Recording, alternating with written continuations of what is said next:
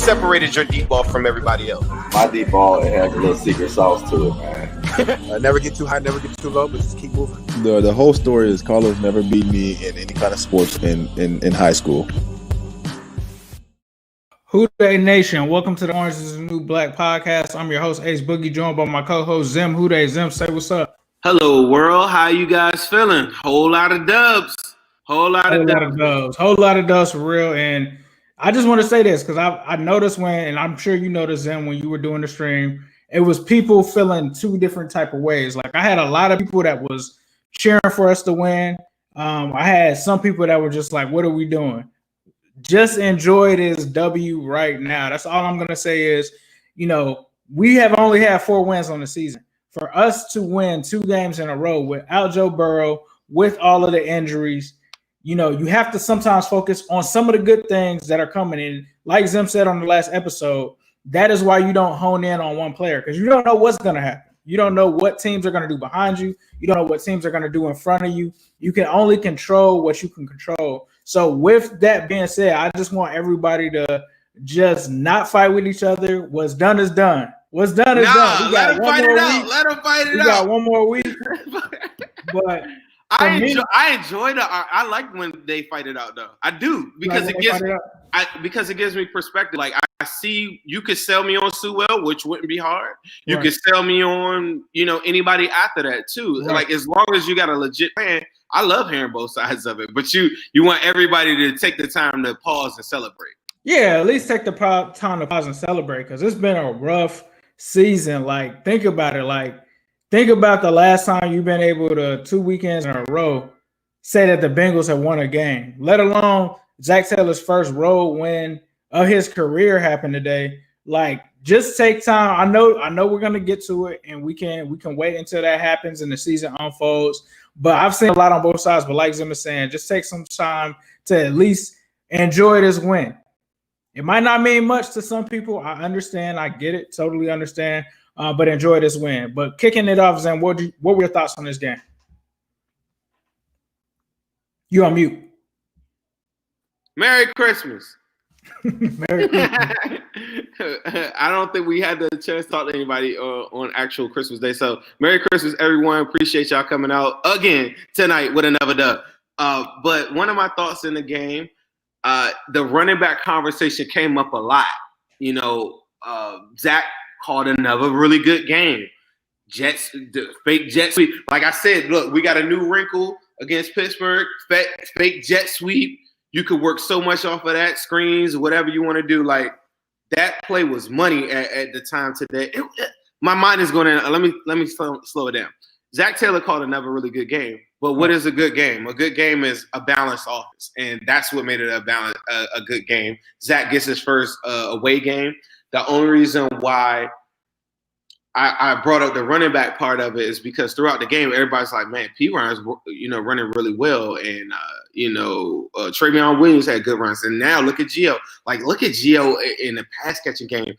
And it brought me to this one point that I just sat there and said, if they refuse to, throw the ball to Joe Mixon, like an insane amount of times in the season, you can't pay him that much money. Like he doesn't really impact a game like that.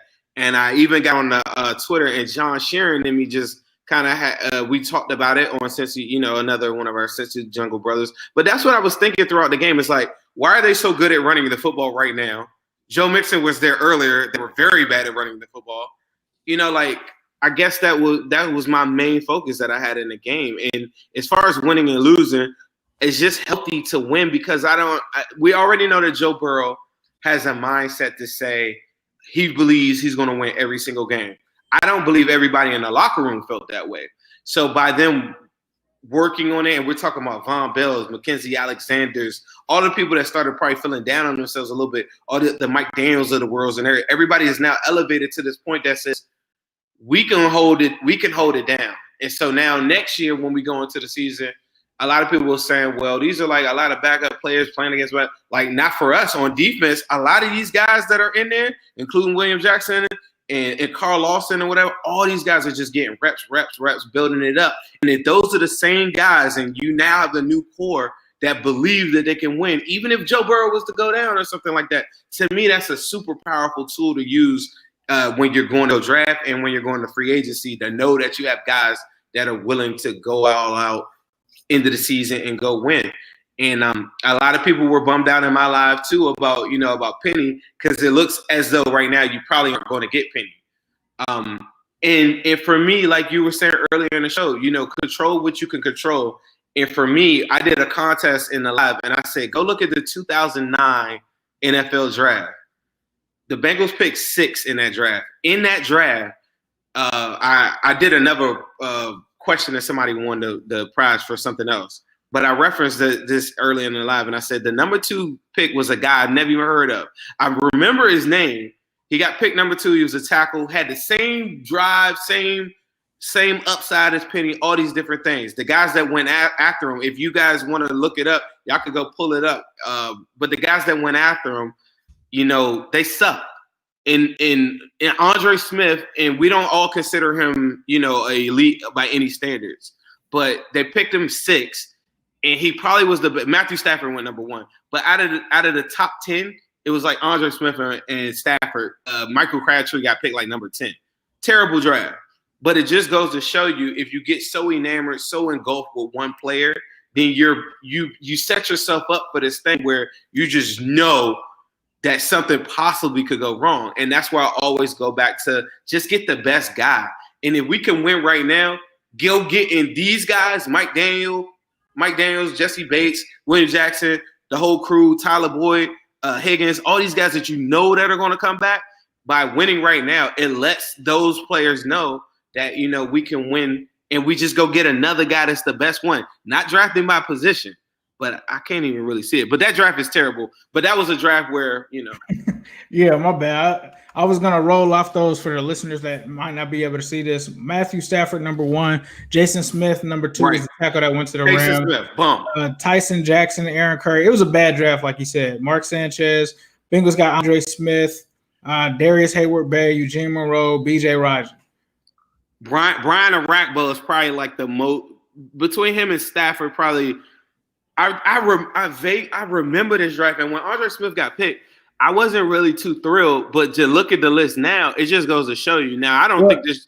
One thing I say is Andre Smith really was supposed to be one of the top tackles in this draft, but then he showed up to the combine overweight. He had that notorious picture of him running his 40 with his body flopping and stuff like that. And they sent him home from the combine.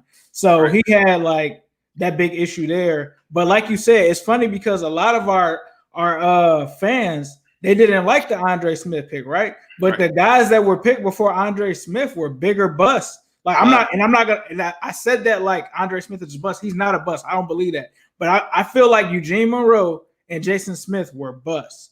Right. And I think I do too. Andre Smith was a solid player. Like, no, he never lived up to like Willie Anderson, but I mean that's a future Hall of Famer there. He was a good player. Even the linebacker that was right there. It kind of, in a lot of ways, it kind of reminds me of this draft a little bit. Aaron Curry. He was hyped. He was hyped. Bro, he was super hyped. The same way that I think it was Parsons or something. They're trying to hype Parsons. Yeah, they're trying to hype up like some guys that I don't really believe in that much or whatever. Right. And I think Penny is lit. But I'm gonna ask you this too, and we'll get back to the game. I will say this: we do have our backup quarterback. I will say that. Thanks. I feel really good with him. Like I don't even have to look at the draft. Like cool. We good on quarterback. We can move on to the next position. Period. Like no problem. But I was going to ask you this: if you had, I forgot what I was going to say. My bad. No, you good. I think you hit on something really good. Brandon Allen. I mean, this dude almost threw for 400 yards today. I think, like you said, Zach called a great game. A lot of like decisions that he made in that game, I really enjoyed. I was worried when the Texans let us score. You kind of peeped that they just let us score that last touchdown. So I was worried there that would come back to bite us.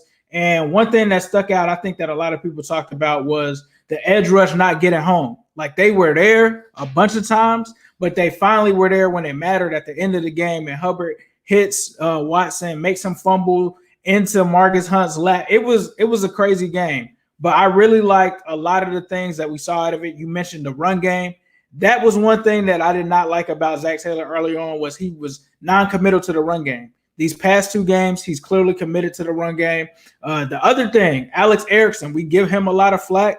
He came through today. He had a very solid game today. I think one of my favorite plays of the game was when Brandon Allen hit him with like that perfect pass over the middle in stride, and he made that play. Beautiful play. Beautiful play. But I'm gonna tell you. But I'm gonna ask you this. People ask me this because I still get on Alex Erickson every week, like you said.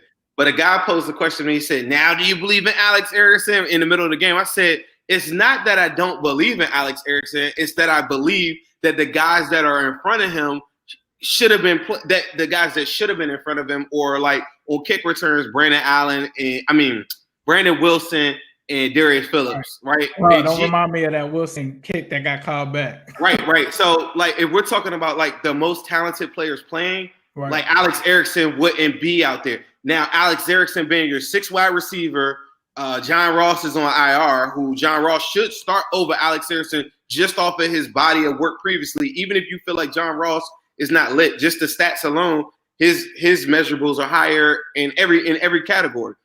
That's the only problem I have with Alex Erickson. It's not that Alex Erickson is not a good football player. Naturally, to get to the NFL, you better be making some. You gotta be good. Like, you can't just be fast or just strong. Like, you gotta do all these things. So, like A said though, like, special shout out to Alex Erickson because he played the way he's supposed to play at NFL level. You run the route, you know exactly where you need to be, and I could tell he did exactly what he had to do to be in the best position. No, that's facts. It's just the way that this team came out and played. Like, honestly, early on, that game was way closer than or way further away than the score kind of indicated. It just was, we missed the Seibert field goal. They just came out humming and they carried over that momentum from. Yeah, he's super trash. They carried over that momentum, and it's just going to be interesting to see what happens. T. Higgins, I didn't even know this. I didn't even know that he was going to. I think he broke the record for rookie receptions. I didn't even know that was happening. I was looking for him to get 1,000 yards. I didn't even know that he had like the most receptions, and that was in a game where I think he dropped like maybe 1 or 2. So he showed out today. AJ showed out today. I mean, Drew Sample had his first touchdown of the season. Hey, that's another thing I was going to tell you about. Sample had a good game last week. I'm gonna tell you the number one reason, and I said this since before the season started. Right. It had Sample got picked in the 4th or 5th round, everybody would love Drew Sample because you say, well, when our best tight end goes down, like, we don't miss a beat, or Drew Sample can block really, really well, or you will hone in on that. Because of where he got picked, is always going to be the detriment to Drew Sample. Had he got picked in the 4th or 5th, and especially if you look at the people that got drafted like right after him. Like, for me, I definitely agree with that take. I think for me, the most frustrating part about it wasn't even just the Drew Sample pick alone. You have to remember we were pretty high up in that 2nd round, and they traded back.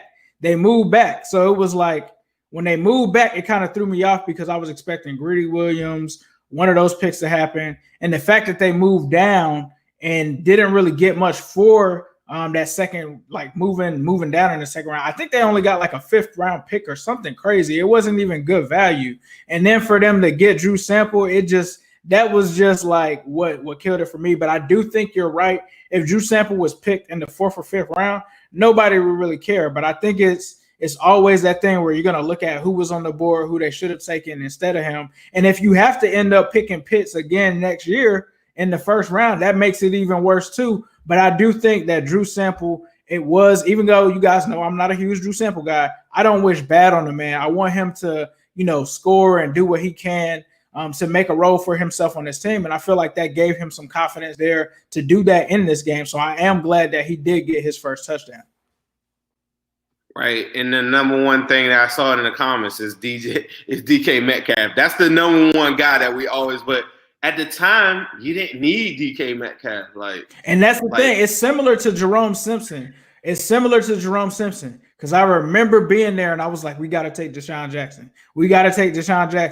And it's like Deshaun Jackson doesn't go. And they take Jeremy or Jerome Simpson, who nobody knew at the time. This was back in the day. He only had one highlight. I still remember that. When we drafted him, they just showed one highlight of Jerome Simpson catching the deep pass. And anytime that I saw Deshaun Jackson go off, it always was like, man, we could. You saw him today? We could have had Deshaun Jackson. Did you see him today? Deshaun Jackson? Nah, I didn't. Did he go off today too? He went off today too? Jalen Hurts early, bro. 90 yards, house. Oh my God. D-Jax is one of my favorite receivers too. Like, House, so bro. I wanted him to come to the Bengals. It didn't happen, but it just is what it is. Like, you can't really. The one thing that I learned, I think today, is you can't control what other teams are gonna do, and you just gotta live with what it is. Like, if the Bengals bring back Zach next season, there's nothing that I can really do about it at this point because he won 2 big games. I can't live in a fantasy and be like and tell y'all he's gonna be going tomorrow when that's not gonna happen. But it is what it is. You just gotta hope for the best. You gotta hope that we get better coaches on this staff to help him out. You gotta hope that we go out in free agency and spend money on the line, defensive line, offensive line, whatever it is, and do what it takes. And I think that this season will teach them, especially with what happened to Joe Burrow, that they have to go all in and they have to work with what they have. Because if they're going to keep this Zach and Burrow relationship together, they have to put them in a place to succeed. And we just have to hope on that. I mean, it's only week 16. We haven't even seen free agency yet. We haven't seen the draft play out yet. A lot of stuff can change from now until then. So, like I say, enjoy the win. Zim, at this point, the Bengals have moved down to, I believe it's like the number 6, number 7 spot. I think it's still pending. Number 6. It's number 6 because Carolina won. Did Carolina win? I know they were winning. They were winning. Let's go to Tankathon right now. Let's take a look. Tankathon. I got you. We're going to look at that. So we're number 5 right now. Yeah, because Carolina won. I think Carolina won. So we're still in the top 5. That's what I wanted to. But let's look at. You know, one thing I saw earlier today was Jacksonville fans cheering so loud. Yes. It's like us with Burrow. But I don't know if Paul Brown was ever like that. Like where they were cheering like that. Like I don't think so. Bro, they was cheering so crazy for the opposition. Like it was like insane that I'm like, that's a little weird. But let's take a look. Jacksonville's number 1, Trevor Lawrence. Number 2, Jets. Sam Darnold strings together 2 wins just now. That's what makes me mad. He loses today, right? But for me, bro, I cannot think for once. I just don't think that for me that they should go get Penny. And number 2, for me, Sam Darnold has not shown enough in the new coach or whatever that comes in, because isn't Gase can? I would think Gase would be out of there. All right, so let's say Gase is gone. There is nobody in the world that's going to sign up and go down with somebody else's guy. I still feel like the Jets, like when y'all see Zach Wilson climb up this all season, Zach Wilson's name is going to shoot up the board like no other. They're going to be talking about him in some. I've had like a draft insider tell me like they're going to be talking about Zach Wilson possibly going number 1 because they're going to be talking about like the mechanics, all this other stuff, right? I cannot see them passing up on him and Fields, and you're unsure, Darnold. Like to me, like you still got to go quarterback and move Darnold, like or have Darnold as your backup, like in maybe it's not the healthiest situation, but the quarterback is that valuable. That I don't think that Penny on that team for Darnold is not enough. Okay, so the next pick is the Dolphins. That's the one that would take Penny because the Dolphins got the pick from Houston. That's the one. That's when pisses me off. That's where I'm like, I know Penny's gone. Then Miami Atlanta screws us again. then Atlanta to me. Oh well, it's is it over? So hold on. Let's say this. If it doesn't matter because Houston got the pick from the Dolphins. Yeah, Houston. If Houston wins next week, then they're 5-11, and let's say we lose. Yeah, like we would jump back in front of them though. So, but this is my thing. Houston, right? I'm sorry. Atlanta is next. I still think I think 3 quarterbacks got to come off board before we go if we're at the number 5 spot. I still think they're looking at Justin Fields as the back. He's the perfect predecessor to Matt Ryan. Like perfect. like perfect. It's the Jalen Hurts situation. It's the same thing. Matt Ryan is almost like Marvin Lewis in Atlanta. It's like he's good, but all the fans and everybody just like, man, it's just time for him to get a new start somewhere else. We're not winning games with this guy, and it's that type of situation. Or Atlanta gets out of the pick. But either way, like, I think they're going to pick a quarterback. It's really just us versus Houston. Because then after that, then you go to Philly. They already got their quarterback. Then Detroit. They pretty – like, Matthew Stafford is not like Darnold. Like, Matthew Stafford – I have been hearing some Matthew Stafford could get traded though. I have they were trying to trade him, I think, before the season. And then after that, the list is too long. Like it's just like an it's an 8-way tie. But I mean, 2 is there. Like I really feel like Dolphins winning helps us a lot because that's from Houston. Right. Yeah, if Houston wins. I mean, I'm sorry, not Houston. Yeah, that would help us for sure.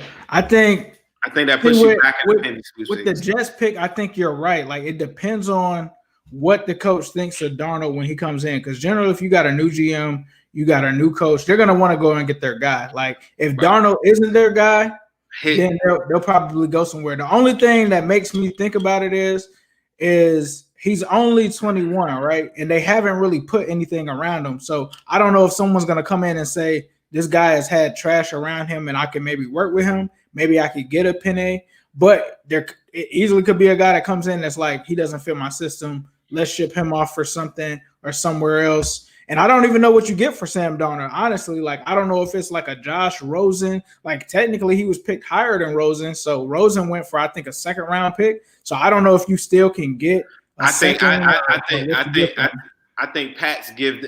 Patriots or somebody like it, like that's a team that could work with Darnold.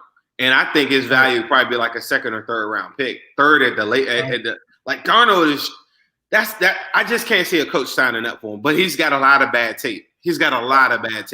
And that's why I'm like, I don't know. I just can't see a coach. Could Jacksonville trade up from 21 all the way up into the top 5? Could they be willing to do like it's a whole bunch of like if the Jets feel like they have a whole bunch of holes, which I feel like they do. They might be better off trading out of the number 2 pick and trying to get as many picks as they can, trying to pull like a Miami or something like that. It's going to be intriguing. But I think, like you said, best like Zim said, if the Jacksonville Jaguars take a quarterback, if the Jets take a quarterback, Miami, I think Panay goes to Miami because his line isn't the greatest there. Right. And he's just too good to pass up. So, like, I'm not here to try to talk nobody out of the Panay joint. It is like control what you can control. Right. But there are situations or scenarios that you probably could still get Panay. But this is the one question I was going to ask you this. Mm-hmm. Do you think that it matters that players opted out, like somebody like a Panay or Jamar Chase? It matters to me just because I feel like they'll be more healthy. Like I think a lot of people discount the fact that in college, essentially, and I never caught on to this until I started listening closely to players, and I think it was Tyler Boyd that said that. And if you notice, whenever you hear like any rookie at the end of the season, they're like, finally, I can get a break because I've been like basically running the whole time. They are literally playing right now. They're going to leave from this. They're going to go straight into camps. They're going to go straight into the draft, going and doing interviews. After that, they're right back into training camp. Then they're right back into a season. So for me, I think it's better that you have somebody like a Jamar Chase or a guy like a Panay that opted out, that doesn't have all of that wear and tear or any injuries from the college season, that are going to be completely healthy. But I mean, it could also pose a risk that if they didn't play, they might get hurt. So to me, I think that the good outweighs the bad in that scenario. What do you think? Total different take than me, right? For me, I was telling somebody this earlier, like the fact that I agree, like super healthy, and that's more important. But because they haven't been getting all that action throughout the season, like a lot of the soft tissue stuff and all that stuff starts to pop up because now you're running at a full speed after a whole year essentially off. That's one aspect of it, and I don't think that's a big one. But the second one is just a mental aspect of it. Some of the greats in football that I could think of, including like Joe Burrow, if let's say Joe Burrow, or let's just take Trevor Lawrence. He's easily the number one, quarterback coming off the board, like no matter what, right? the smart thing to do if I'm Trevor Lawrence's father is tell him like, yeah, just opt out, son. We're going to, make sure that you have a healthy NFL thing. But the dog in Trevor Lawrence is saying, nah, I'm not rolling out on my guys under no circumstances. Like players, all of the great players that we like from like the 90s and stuff like that, they not opting out of no situation like that. Like that's what I'm thinking in my heart of hearts. So like sometimes when people tell me about Jamar Chase and stuff like that, I'm like, yeah, I've seen a lot of I love Jamar Chase. I even said I thought he reminded me of like DJ Moore a little bit last week. But like them opting out just kind of like rubs me the wrong way. I get it, and I'm not here to fault them for it, but it it just I don't know, it throws me off. So we got a quick post here from one of the fans of the show, Cincinnati Kid 513. He says that it's his daughter's first birthday today. Can she get a shout out, Zim? Hell yeah!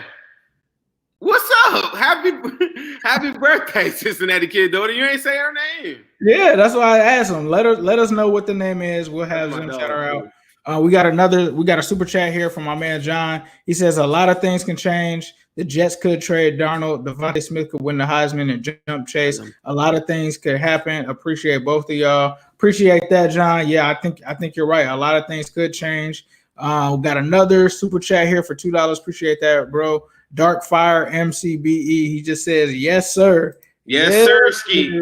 Happy birthday, Ella. Happy birthday, man. Ella Marie. Happy birthday. Yes, sir. I guess like you were asking me some things about the game, right? Right. And I guess because my mind, I'm just preparing myself like, what's the next move? How do we get to it? But there's a lot of things. I think Jesse Bates played, like probably one of his worst games this year that I've seen. A lot of missed tackles. He's the one that got David Johnson shook him out that hole and dropped him, and David Johnson took off on him. Like it was a bunch of plays that he didn't make, but that's okay. But I'm just saying, like, these are the different things that I just remember throughout the game. But it was a really good, entertaining game, I thought, and I'm really, really happy that they are back to winning. And you got to control what you can control, like Ace said. And there's some guys out there, and we're gonna argue in here. I'm gonna tell you about that dude. Somebody said we gotta get an edge rusher. The best one is the dude Quiddy, whatever his name is, that played for Michigan. Yes. I do not like that dude. Like, go watch his highlights, bro. Like, whenever you get a chance, go check him out. It's Quiddy something. It's the defensive end for the Wolverines, and he's only got 2 sacks. Does not look good to me, bro. Like, but that's a name to keep your eye on. He kind of remind me of like, you know how they was hyping Taco Charlton? Yes, Taco. Yep. He's Taco 2.0. It's like get that dude away from me. Don't even bring his name up with me. Like, I can smell him. He's Quiddy Pay. That's his name. Quiddy Pay. I do not like that. I think from what I've seen, like his tape. the only people I haven't even looked into it as much, but I know the most person that I keep hearing about is Gregory Rousseau from Miami. I've seen him all over the board. I think when I first started looking at mock drafts, he was pretty high. Now I'm seeing him in like the second half of the first round. So who knows? Who knows what can happen between now and then? He could go to the combine and run a 4.4 and jump up to the top 5. So it's definitely super early to tell. Want to give a shout out to the OBI, our fellow podcasters. It seems like they were in the chat, said, what's up with you guys? Cincy Junk family. But outside of that, I know we're getting close to wrapping up. One thing I want to ask you is, do you want to beat the Ravens?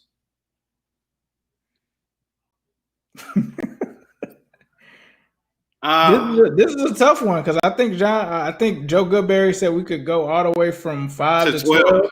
You can go to 12. So you're talking about possibly not getting Jamar Chase, not getting Kane, and not getting our guy Pitts either. I did not. Hey, look.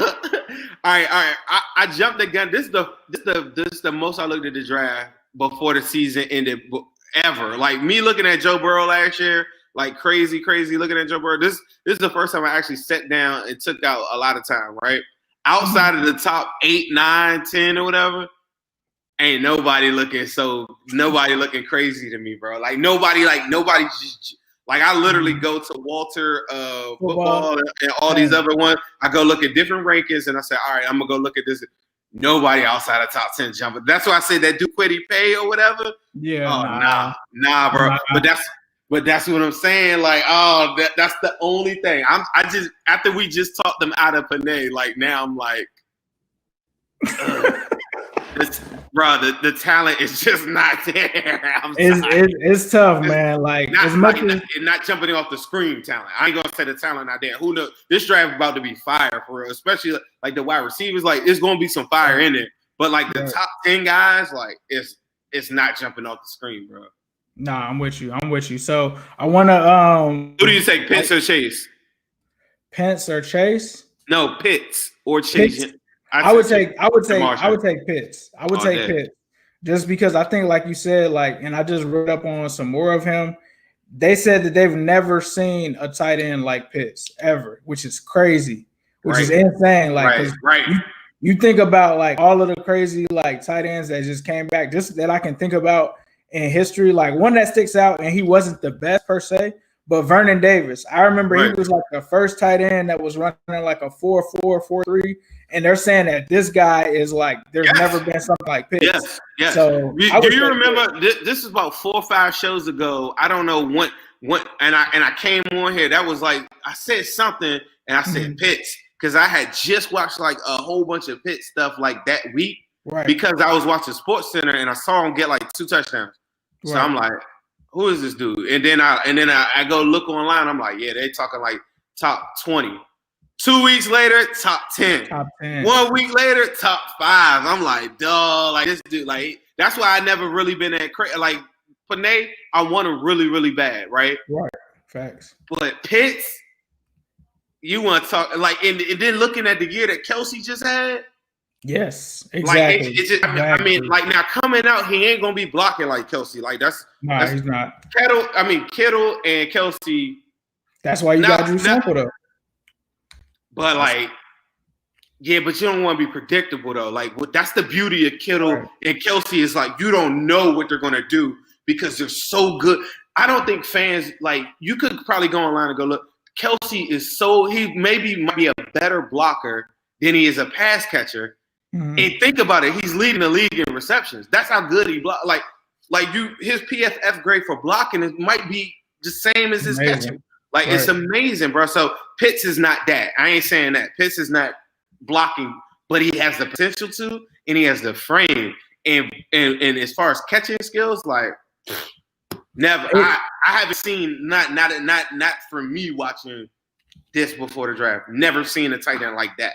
Nah, I'm with you. I think like when I look around the division, I just feel like he's someone that can exploit the rest of this division because believe it or not, even though the AFC North is hard-nosed, I think you look everywhere in this division and there's like a question mark at linebacker. I know people are going to say, but Pittsburgh has Devin Bush. Yes, they have, but Devin Bush has been up and down. He's coming off of ACL. He's never had to cover somebody like Pitts in his life. So you talk about that. You talk about the Browns. He doesn't do it well though. He does. They do try to cover it. Right. You talk about the Browns. They don't have anybody for Pitts. You talk about the Ravens. The kid that they just took in the first round. He's not going to be able to cover him. I just think that it's a major weakness that we can exploit in this division if we take Pitts. I feel like the Bengals, right? And this is the last thing I'm gonna say. But I feel like, and I was telling you this, I think off the air, is that the Bengals, if you take a look at our 2005 roster and our 2015 roster at the time, and although I love the years when we swept everybody and Cedric Benson is running like crazy and everything like that, like that's one of my favorite years, right? Right. But if you look at our history, yeah, we got the trenches right, but we've always had a really good wide receiving core in a different level of greatest show on turf type offense, like an element to us that the Ravens and the Steelers probably never really had. Like if you go back in their history, you'll go find like Franco Harris's of the world, them getting play action to Lynn Swan, who didn't have the speed. If you look at their history, like it's not like this. Like, and I just feel like adding Pitts just kind of makes it kind of plays onto what I think when we were at our best. When Jermaine Gresham was at his best, or when Eifert was at his best, it just reminds me of so many of the teams like that did really, really well and scored a lot of points, and it was really hard. Like, you couldn't stop 2005 Bengals. Right. Like, you couldn't stop them, like, because the quarterback was that much better. 2015 Bengals, you could stop them, you know. There were ways, like they weren't that efficient in the red zone. People don't really remember that. They had real bad like red zone problems at a couple points, but they were scoring big chunks a lot. But 2005, like, but if you get a pitch or something to me, 2015 though, I think not to cut you off. Go ahead and finish. No, I was just gonna say, like, I know that the defense, you know, might not be elite or whatever, but I just think if they score and they're a little bit more finesse than the rest of the division, it kind of forces the division's hand. It's like, I want to get really good in the trenches or whatever, but I definitely think it's something to be said that I think Zach, if we do go on with Zach, right, is now finding the running game. But you know he likes to pass, and it's okay if we're a pass-first offense, just not running at all was the problem with me. And that's the thing that I just want to say. It's like, if Pitts would represent that to me, it's like, we know we're going to put 27 plus on whoever had every single week. And the rest of the division has to adapt to that too. They got to try to slow us down, trying to run the football. I think that could be our calling card if you go with somebody like Pitts. And for people that want to win in the trenches, it will kind of take that away, I guess, by not getting Penny. But if Bengals fans are really, really smart, you got to put the pressure on the front office. It's not their fault that they didn't get Penny. The same way y'all feeling about Penny, they got the money to go get Trent Williams, who's coming off of arguably his best season. He's going to probably demand $18 million per, which is very, very high for somebody that age. But if you really, really want to protect Joe Burrow, go get Trent Williams for 4 years, lock him up, and it's a whole lot of money, right? But we're not talking about no learning curve. We're not talking about a guy coming off no opt-out, and you could go get Pitts or Jamar Chase or whoever you want and pair them up with the best tackle, probably third best tackle in football. Like, you just got to pay him. So don't be mad at the Bengals for winning. Be mad at the front office if they don't go get the dog that's going to block Joe Burrow for the next 4 or 5 years without a hair on him. Nobody's going to touch him.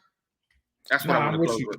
I was going to say, I think the biggest thing that unlocked 2015 for me personally, the emergence of Tyler Eifert. Like, when Eifert got humming in that offense and he had that career season, I think he almost led. I think Allen Robinson beat him out in touchdowns that year, but Eifert was right there after him. And I think that's what Pitts is.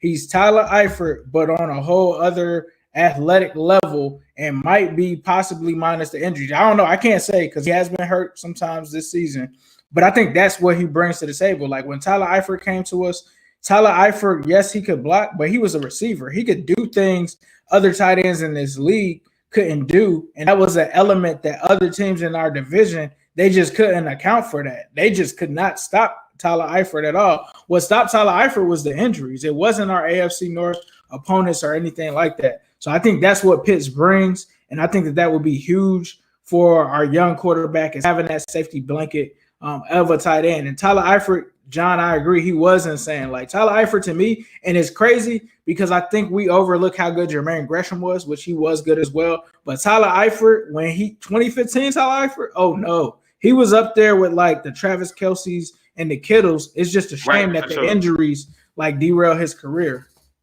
That seam route, Dalton, all the time. Andy Dalton seam route to Eifert is the most unstoppable catch against Cam Chancellor. Everything. But if y'all really watching this, the one thing that we always say, and I always kill people, I said, bro, they can't make Auden Tate a tight end. If y'all go watch the last 2 games that Auden Tate played, they used him like a tight end, and so we still got him now.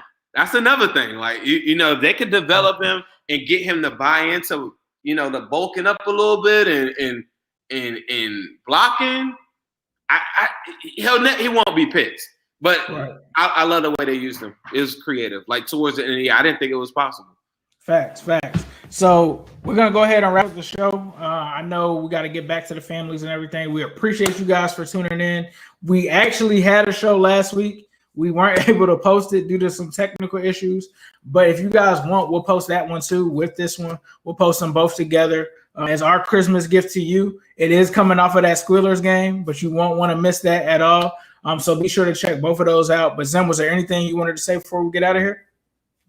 A whole lot of orange. Whole lot of orange. Who that? Hello, world. What separated your deep ball from everybody else? My deep ball, it has a little secret sauce to it, man. Never get too high, never get too low, but just keep moving. The whole story is Carlos never